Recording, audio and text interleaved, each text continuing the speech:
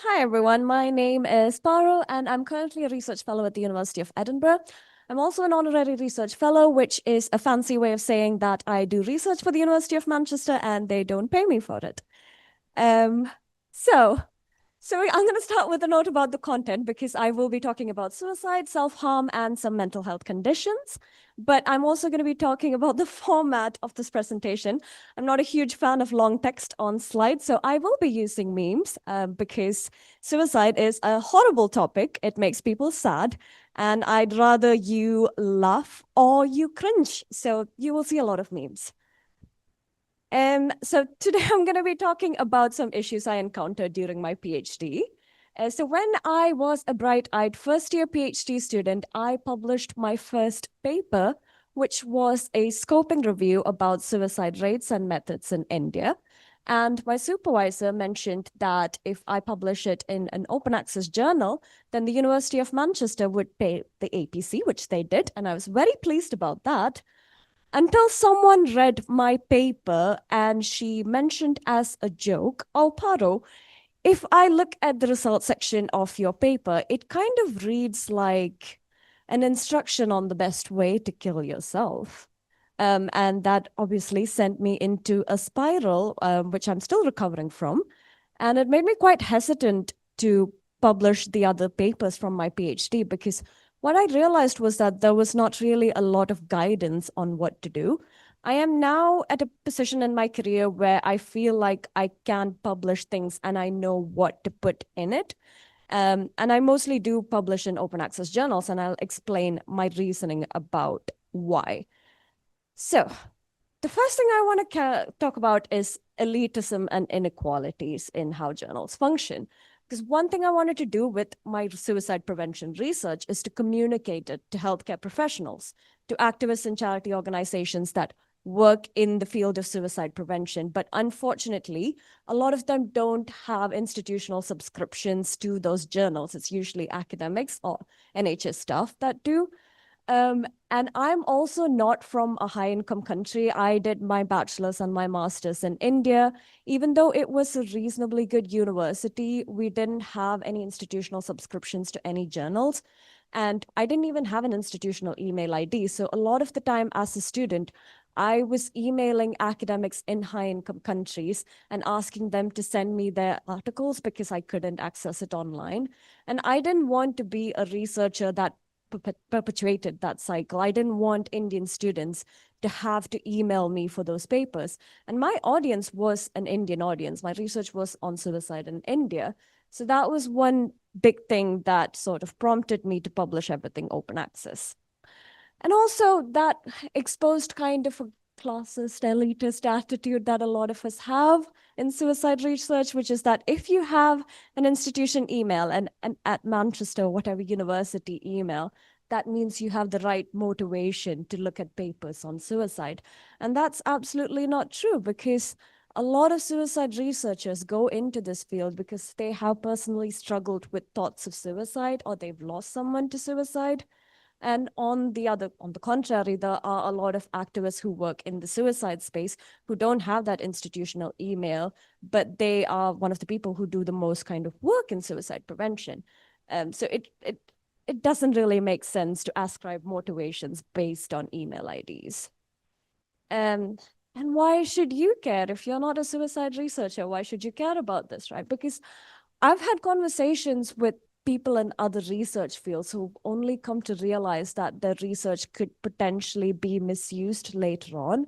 A lot of this has to do with researchers, mental health professionals who work with eating disorders, who may have unintentionally put out information in their research that caused vulnerable people to adopt certain practices that were quite harmful to them. I've also talked to some colleagues from India who work in the field of neuroscience, and they have been approached by Indian military intelligence to use their work for military purposes, which they felt quite iffy about ethically. So it's not just suicide researchers who should care, but in the UK in particular, I would say it's going to start becoming a concern soon because this was released by the UK government last month, an update to the crime and policing bill. On the surface, it seems quite good. They're planning to protect vulnerable people and who are encouraged or assisted to self-harm. But I would argue that this could impact researchers negatively because a similar law exists in India, and it's often used to charge people who share their lived experience of suicide. That includes both regular people who have that or researchers who are trying to amplify their voices, because it could be interpreted as encouraging someone to self-harm. So that's just something to keep in mind. It's not just ethical implications. There could potentially be legal implications as well. And I've been presenting the same talk at different conferences, psychology conferences, suicide conferences, open research conferences, and I've just sort of tried to summarize the kind of responses I've got. So the first one being, and mostly from other suicide researchers saying, I publish lots of papers about suicide methods, open access, and I've never gotten into trouble, so I don't know why you're so concerned about this. The second one, I do kind of agree with to an extent. Yes, the funder requires it to be published open access. And here's what I'll highlight, I think, with a lot of early career researchers like myself. A lot of them don't understand that just because they require it to be open access, it doesn't mean you put all of your data out there. There are nuances there, and I didn't realize that until I started talking to the research management team in my own university. And the third one is one that I really hate because ethical approval is not required. First of all, a lot of universities do require ethical approval, and also you shouldn't base all your ethical principles on what the ethics committee says, because a lot of them in the committee are not going to have subject-specific expertise. And I'll put this QR code there to highlight that, because that QR code will lead you to a retraction notice. That paper was published by a group of researchers in the UK. They were looking at Reddit posts of people who had been diagnosed with schizophrenia. And these people on Reddit were specifically discussing about how they had feelings of being watched or spied on. And what the researchers had done was that they had spied on those people without their consent. They had also gone through their profiles to harvest demographic data. And obviously, when the paper was published, it led to a lot of backlash from people with lived experience about the harm that it had done. The paper was published open access. And the authors retracted it. So I thought it would be interesting to put it out there, because their whole argument for publishing the paper was that they had applied for ethics approval, even though it wasn't required by their university. And then we come to the last point, which is I'll just do what my supervisor says I have to do, which I think brings me to the main point of the talk, which is the dilemma for early career researchers, such as myself, because a lot of the time we are quite new to the research field and we don't quite know how to define as closed as necessary, how to be as open as possible. Within suicide research, I can tell you that there are researchers who debate it on both sides. There are suicide researchers who think that we shouldn't be closing any information at all. It should be as open as possible.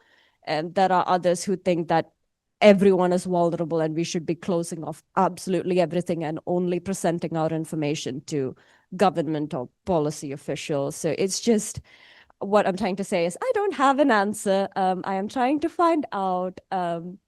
If this is something that you've come across, I would love to hear from you. But right now, there is no proper guidance, as far as I know, for suicide researchers or mental health professionals.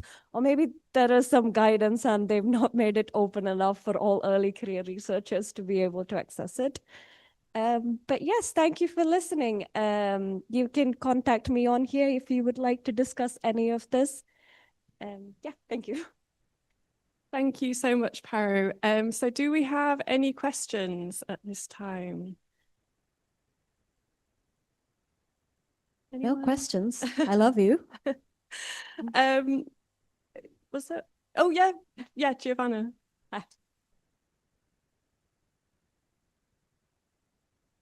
Now you can hear me.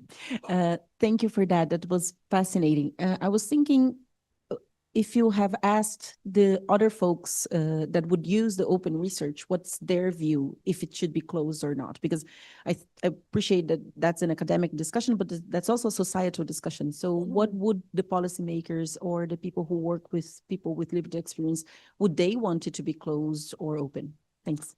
The results of research on suicide. So do I make myself clear? Are you asking about the people who design suicide prevention policies in government? Like, what is their opinion? Yes, if the Oh. research should be open or not. So we're discussing if society should have access to what we're doing. So what does society have to say about that? I think very divided opinions. I think at least in the UK, there's quite a push for the voices of people with lived experience of suicide to be made more open, and the government is quite proud that in their prevention strategies, they've tried to include people with that lived experience. But with certain aspects of suicide, we are very much told by the public, and by the public, I mean both government officials and emergency responders, to not make certain things quite public. So that would be research related to what they call suicide hotspots. So they obviously don't want us talking about that to the public, because then, you know, vulnerable people would be going to those places. So it's quite dependent on which area of suicide prevention you're talking about. Any other questions at this time? No? Okay, I'll say thank you again to Paro. you. Thank you.